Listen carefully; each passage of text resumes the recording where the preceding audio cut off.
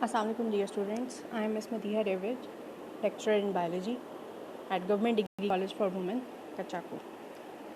Today in zoology you will learn about chapter number 9, Hexapoda and Myriapoda. You can see images of insects like beetles, dragonfly, grasshoppers. Nutrition and digestive system. Mouth parts. Insects have the following mouth parts. First is labrum. It is an upper lip-like structure and is sensory in function. It is not derived from segmental paired appendages. What are appendages? These are some projecting part with distinct functions.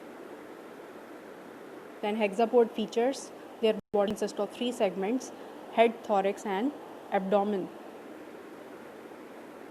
As you can see clearly in the picture, head, thorax and abdomen. Then mandibles. These are sclerotized, that is covered by layers. They have chewing mouth parts.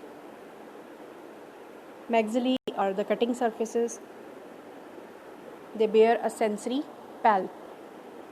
Palp is an elongated appendage present near mouth and it functions in feeding. Second is labium. It is a sensory lower lip. All of these above mentioned mouth parts help in food handling. Some variations are present in these mouth parts for sucking or siphoning plant or animal fluids. Digestive system consists of 3 parts: foregut, midgut and hindgut. These are gut enlargements and purpose is food storage. Some diverticula are also present. What is the function of diverticula? Is the secretion of digestive enzymes. Gas exchange also occurs in insects and it requires a large surface area for diffusion of gases.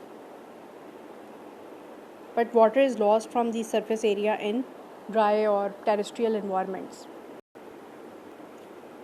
Gas exchange in vaginations or in foldings of respiratory surfaces takes place in insects, which reduces water loss. Their respiratory surfaces are composed of tracheae. Trachea or tracheae are highly branched systems of chitin-lined tubes. They open outside through openings which are called spiracles.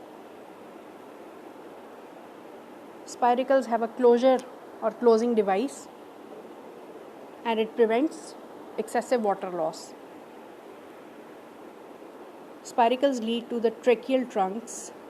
These tracheal trunks are branched, rebranched and give rise to smaller branches which are called tracheoles.